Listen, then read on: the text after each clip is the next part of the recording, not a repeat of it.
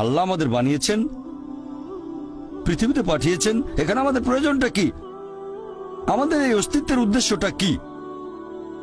আল্লাহ এর উত্তরে বলেছেন সূরা মুলক অধ্যায় নম্বর 67 আয়াত নম্বর 2। আল্লাহ বলেছেন আল্লাযী খালাকাল মাউতা ওয়াল হায়াতা, যে আল্লাহ সৃষ্টি করেছেন মৃত্যু ও জীবন পরীক্ষার জন্য। কে তোমাদের মধ্যে কর্মে উত্তম? আল্লাহ সৃষ্টি করেছেন জীবন ও মৃত্যু পরীক্ষার জন্য। কে তোমাদের মধ্যে কর্মে উত্তম? আল্লাহ পবিত্র কোরআনে বলেছেন সূরা আলে ইমরান অধ্যায় নম্বর 3 আয়াত 185। আল্লাহ বলেছেন কুল্লু নাফসিন যায়কাতুল মউত, প্রত্যেক জীব মৃত্যুর স্বাদ গ্রহণ করবে, আর চূড়ান্ত বিচার হবে রোজ কিয়ামতের দিনে। যাকে সেদিন দোজখ থেকে রক্ষা করা হবে আর বেহেশতে দাখিল করা হবে, সেই পৃথিবীর উদ্দেশ্য অর্জনে সফল কাম। কারণ এই পার্থিব জীবন ছলনাময় ভোগ ব্যতীত আর কিছুই নয়। তার মানে এই পৃথিবীতে আমাদের ইহকাল, এটা পরকালের জন্য একটা পরীক্ষা। যদি আল্লাহ সুবহানাহু ওয়া তাআলার আদেশগুলো মেনে চলেন তাহলে পরকালের জীবনে বেহেশতে যেতে পারবেন, আর আদেশগুলো না মানলে বেহেশতে যেতে পারবেন না, দোজখে যাবেন। তাহলে এই জীবন আমাদের অস্তিত্বের পেছনের উদ্দেশ্য। আল্লাহ বলছেন পরকালের জন্য পরীক্ষা। আর আল্লাহ পবিত্র কোরআনে বলেছেন সূরা আনকাবুত অধ্যায় নম্বর 29 আয়াত নম্বর 2 যে তোমরা কি মনে করো আমরা ঈমান এনেছি এটা বললেই তোমাদের ছেড়ে দেওয়া হবে? তোমাদের অবশ্যই পরীক্ষা নেব। যদি শুধু মুখে বলেন আল্লাহকে বিশ্বাস করি, আমি একজন মুসলিম, আমি একজন মুমিন, এটা বললেই আল্লাহ ছেড়ে দেবেন? এখানেই পরীক্ষা শেষ? আল্লাহ বলছেন তোমরা জানো না আমি পরীক্ষা করব? শুধু বললেন আমি একজন মুসলিম, শুধু মুখে বললেন আমি বিশ্বাসী, মুখে বললেন আমি আল্লাহর কাছে নিজের ইচ্ছাকে সমর্পণ করি, তাহলে আপনাকে ছেড়ে দেওয়া হবে না। আল্লাহ অবশ্যই পরীক্ষা করবেন। আল্লাহ পবিত্র কোরআনে বলেছেন সূরা বাকারা অধ্যায় নম্বর 2 আয়াত নম্বর 155 আমি অবশ্যই তোমাদের পরীক্ষা করব ক্ষুধার ভয় দিয়ে, জীবন আর ধন সম্পদের ক্ষয়ক্ষতি দিয়ে এবং ফল ও ফসলের ক্ষয়ক্ষতি দিয়ে। আর শুভ সংবাদ দাও তাদের যারা ধৈর্যশীল। আল্লাহ সবাইকে পরীক্ষা করবেন ভয় দিয়ে, ক্ষুধা দিয়ে, জীবন আর ধন সম্পদের ক্ষয়ক্ষতি দিয়ে, ফল ফসলের ক্ষয়ক্ষতি দিয়ে। আল্লাহ অবশ্যই পরীক্ষা করবেন। আর আল্লাহ এক একজনকে এক একভাবে পরীক্ষা করেন। আল্লাহ পবিত্র কোরআনে বলেছেন সূরা আনাম অধ্যায় নম্বর 6 আয়াত নম্বর 165। আল্লাহ বলেছেন যে তিনি কিছু মানুষকে অন্যদের তুলনায় বেশি মর্যাদা দান করেছেন। আল্লাহ সুবহানাহু ওয়া তাআলা কিছু মানুষকে অন্য মানুষদের তুলনায় বেশি মর্যাদা দিয়েছেন। আল্লাহ কোরআনে বলেছেন সূরা নাহল অধ্যায় নম্বর 16 আয়াত নম্বর 71 যে তিনি কিছু মানুষকে অন্য মানুষের তুলনায় শ্রেষ্ঠত্ব দান করেছেন। আল্লাহ এই কথা আবারও বলেছেন সূরা আনাম অধ্যায় নম্বর 6 আয়াত নম্বর 165 যে আল্লাহ সুবহানাহু ওয়া তাআলা কিছু মানুষকে অন্যদের তুলনায় বেশি মর্যাদায় উন্নীত করেছেন, আর তিনি যা দিয়েছেন তার ভিত্তিতেই তোমাদের বিচার করা হবে। এখানে অনেক লোকজন এভাবে প্রশ্ন করে আল্লাহ তাআলা এখানে সুবিচার করবেন কিভাবে? কেউ হয়তো জন্মায় গরিব পরিবারে, আবার কেউ জন্মায় ধনী পরিবারে, কেউ জন্মায় ভালো স্বাস্থ্য নিয়ে, কেউ জন্মায় অসুস্থ হয়ে। এটাই তো অবিচার। আল্লাহ তাআলা সুবিচার করেন না। তিনি এইসব আলাদা মানুষের জন্য আলাদা বিচার করবেন কিভাবে? আমরা জানি যে পার্থিব জীবনে আছে জন্ম আর মৃত্যু, বিভিন্ন অসুখ হতে পারে, কেউ গরিব কেউ ধনী, এই সবই আসলে পরীক্ষা। আর আল্লাহ পবিত্র কোরআনে বলেছেন সূরা আনফাল অধ্যায় নম্বর 8 আয়াত নম্বর 28 আল্লাহ বলেছেন যে অবশ্যই তোমাদের ধন সম্পদ আর সন্তান সন্ততি এগুলো তোমাদের জন্য পরীক্ষা।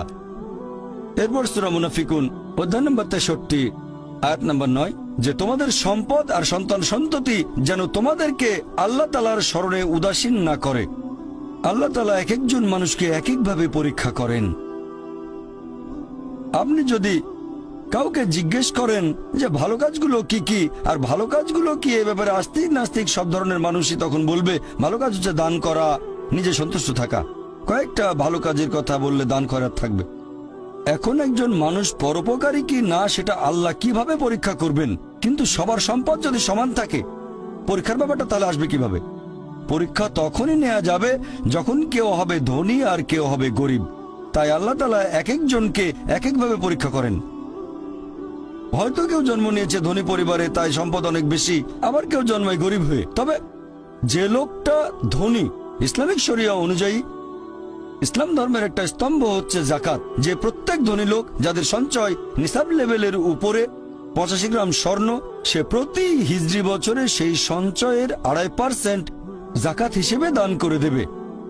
সেই লোক হতে পারে লাখপতি, হতে পারে কোটিপতি। যদি সে ঠিকমতো জাকাত দেয় তাহলে সে পাবে 5 নম্বর। হয়তো সে পুরো জাকাত দিল না, সামান্য কিছু অংশ দান করলো, যা দেওয়ার কথা তার 20% দিল, যেটা দেওয়া উচিত তার সামান্য অংশ দিল, তাহলে সে ফেল করবে। আবার কেউ হয়তো জাকাতই দেবে না, একেবারে শূন্য। আর গরিব লোককে কোনো জাকাত দিতে হবে না, সেভাবে ফুল নাম্বার। কিন্তু আমরা মানুষরা এভাবে বলি, আহা বেচারা লোকটা খুব গরিব, এই লোকটার জীবনে শুধু সমস্যা আর সমস্যা। আর ধনীদের দেখে আমরা মুগ্ধ হই। আমাদের প্রিয় নবী বলেছেন যে একজন ধনী লোকের বেহেশতে প্রবেশ করা গরিবের চেয়ে অনেক বেশি কঠিন। আর পবিত্র কোরআন বলছে সূরা আনফাল অধ্যায় নম্বর 8 আয়াত নম্বর 28, ধন সম্পদ তোমাদের জন্য পরীক্ষা, এটা পরীক্ষা। আমরা বোকা তাই এভাবে চিন্তা করি যে এই লোকটার অনেক টাকা, আল্লাহ অনেক রহমত দিয়েছেন, এটা একটা পরীক্ষা। যদি এই রহমত ঠিক মতো ব্যবহার না করেন, এটা অবশ্যই রহমত, তবে এই পরীক্ষায় ফেল করার সম্ভাবনা অনেক বেশি। যেমন ধরেন বোর্ডের একটা পরীক্ষার প্রশ্ন, গত বছরের কথা, 2 বছর আগের কথা, 2002 সালের কথা। সেবারের প্রশ্ন খুব কঠিন ছিল, বেশিরভাগ ছাত্রছাত্রী উত্তর দিতে পারেনি। পরের বছর সেই প্রশ্নটা আসলো না, তখন এটা বলা বোকামি, ও দুঃখ, এবার তো আসলো না, আপনি তো খুশি হবেন যে এবার আসেনি। তাহলে সম্পদ একটা পরীক্ষা। তাহলে যাদের ধন সম্পদ নেই তাদের জন্য ধনীদের তুলনায় বেহেশতে যাওয়াটা অনেক সহজ। আল্লাহ এক একজনকে এক একভাবে পরীক্ষা করেন।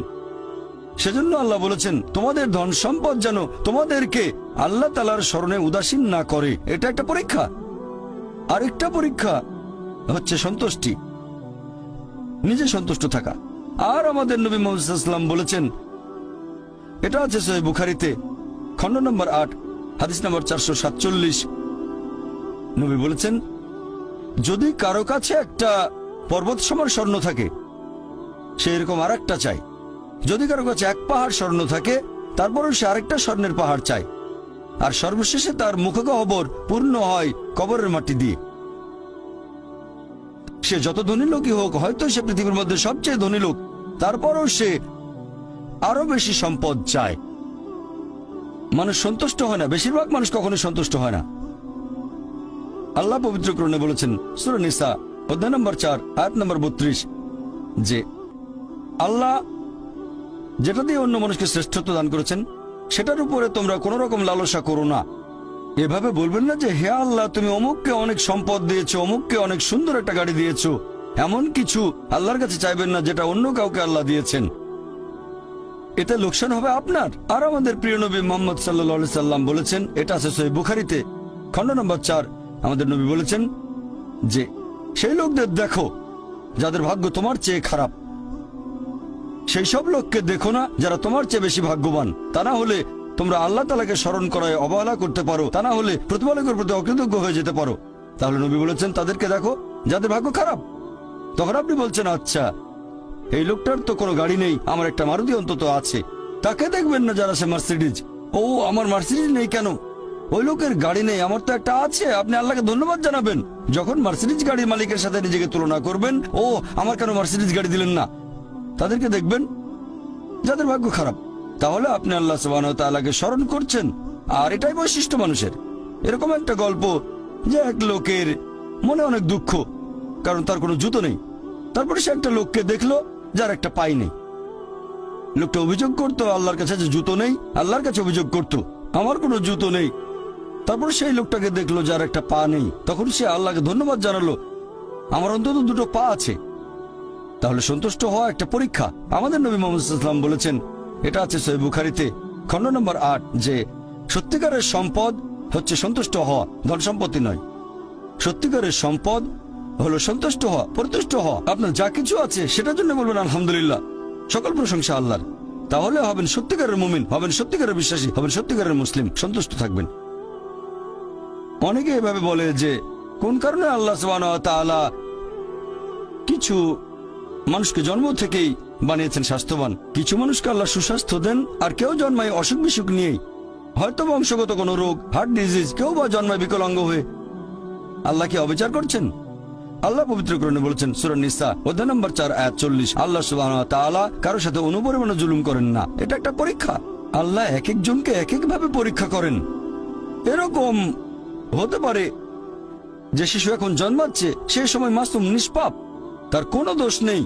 আর পবিত্র কোরআন বলছে সূরা আনফাল অধ্যায় নম্বর 8 আয়াত নম্বর 28 যে তোমাদের ধন সম্পদ আর সন্তান সন্ততি তোমাদের জন্য পরীক্ষা।